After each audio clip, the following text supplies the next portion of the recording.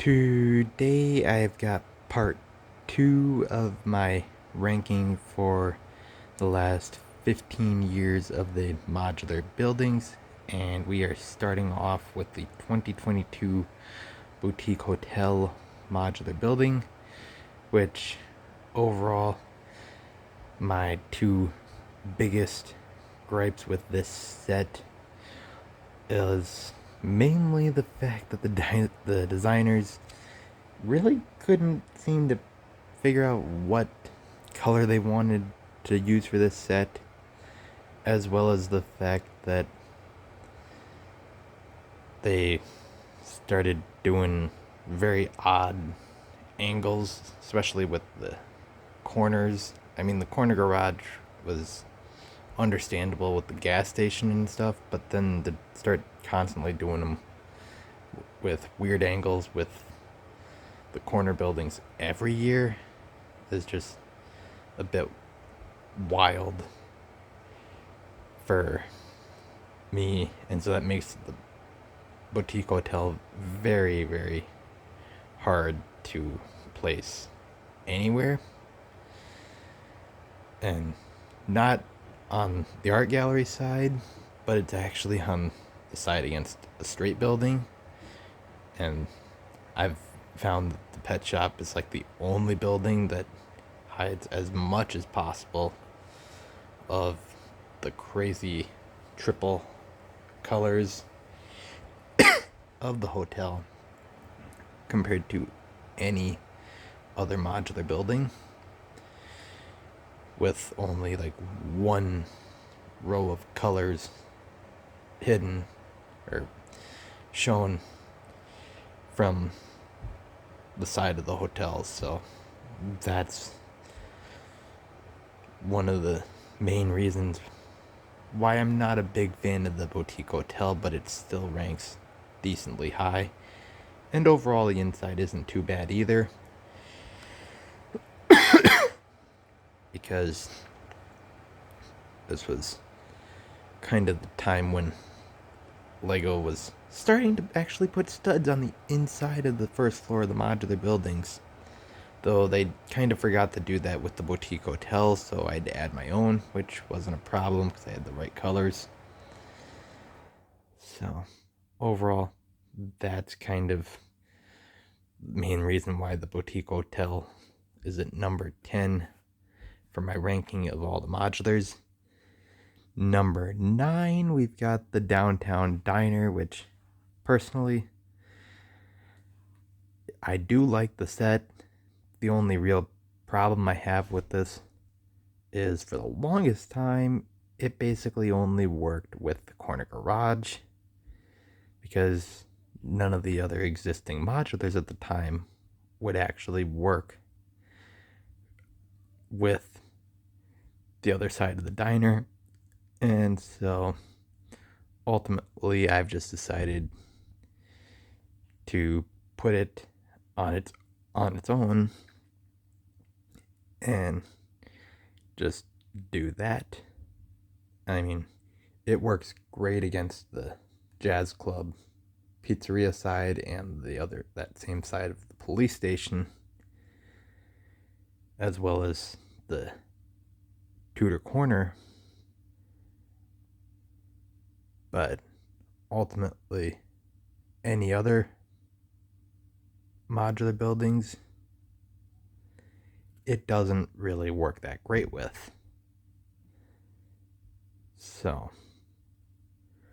that's mainly the real gripe that I have with the set. I mean, the build was wonderful for the set, but for the fact that it looks downright awful paired up against basically every modular except for 2 in the entire collection over the last 15 years. And no, I can't pair it up against the first 4 because I don't have those. But it's like, when I got the Grand Emporium and the Brick Bank, I wasn't even going to try those because they're basically the same size. And so it's like, nope, not doing those. And don't even get me started on pairing it with the Parisian restaurant, which we'll get to in a little bit, because I've done that over the years, and that is just to me, it's just a downright awful look, especially with the fact that you got two restaurants like right next to each other.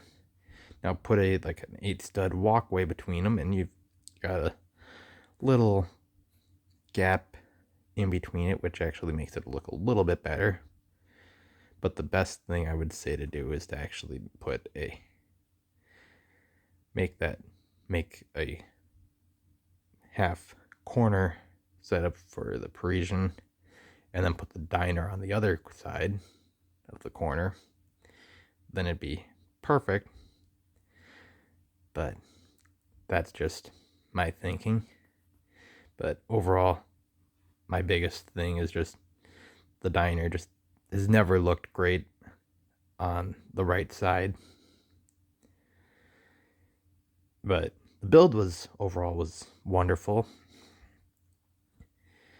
But on to number 8, we've got the bookshop from 2020, which the townhouse itself was honestly one of the best modular builds in a long time, comparing that with the corner garage and the diner.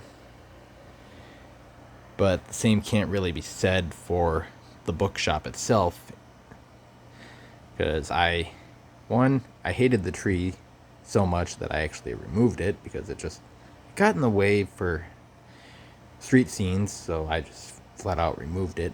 Loved the front pattern that they had in the set, so I kept that, but I removed the tree. And the fact that they were back to using the spiral staircase build for the bookshop this time instead of the townhouse, just that was a real letdown for me, because at the time that was my introduction to that build technique. Not a big fan of it. I'll do it if the set calls for it, but I won't use it in my own mocks. But overall, that was one of the big problems for me, because that build just kept falling apart constantly. And overall, much like the corner garage and diner, color-wise being specific, the bookshop just really doesn't fit in with just about anything. And of anything they've done for modulars recently, the only thing that it really works great with is anything olive green, so the Parisian restaurant or the museum.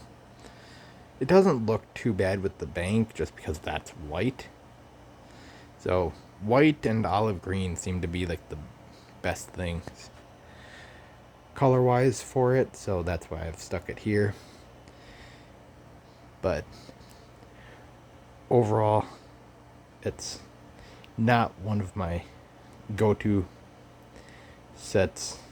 I would have loved to get a second copy to get another townhouse, which still want to do that with the pet shop modular, which I'll get to in the third video. But overall, that's probably my biggest gripe, as well as the cool yellow tiles that they used on the first floor interior for the bookshop.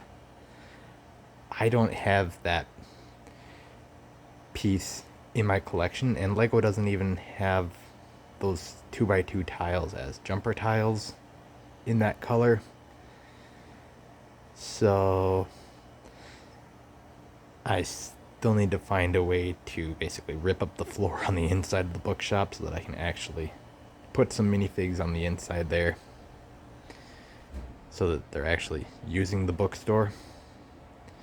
But overall, that's my big overall problem with the bookstore, and that's probably the main reason why it's ended up where it has on my ranking here at number 7. And at number 6, we've got my second most recent modular addition to the city for this year, the Brick Bank from 2016, which this was my white whale modular for many years, and was originally going to be the last modular added to the city until ended up getting the town hall. And overall, the build for this wasn't as bad as I was expecting, and overall was very enjoyable for what it was. But the one real gripe that I have is just actually the fact that Lego has not used those shield pieces from like the Nexo shield pieces in different colors for like floor tiling on the interior for sets, especially modulars, in more recent sets outside of the Brick Bank, which kind of caught me by surprise after building this. And also, one of the other things that I'm still questioning is some of the other build choices that were made with designing this set. But overall, this one was actually quite enjoyable to do, and that's why this ends up just outside of my top 5 at number 6. And I'm just very happy to have this in the collection after all these years, because this was just very highly wanted for so many years. So just happy to have it now in the city so that I have all the modulars up to date for the most part anyway. So that is part 2 for my ranking video for you guys. So you guys can tell me your thoughts on part 2 in the comment section below, and just like and subscribe for more, because I will do more in the future.